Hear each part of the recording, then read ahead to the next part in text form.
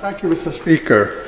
Can I also associate myself with the comments made by the Minister and other colleagues in this House of condemning this innocent killing of 26 people?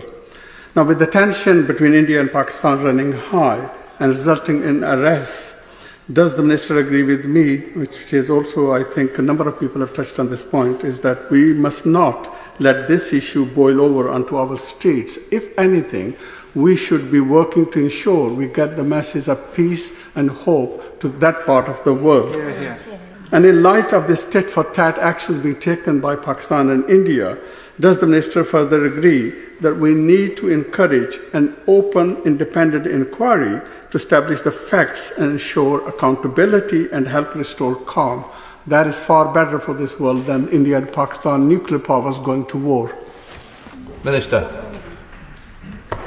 My honourable friend is right, of course, that peace and calm is vital for communities here and indeed across the world. The two states are talking to each other, which is welcome. It is understandable the concerns that India has for its own security in the light of such a horrific incident. It is clearly taking steps to try and establish the facts of this incident as best it can, and it will have British support to do so. Sir Gavin Williams. Thank you, Mr. Speaker.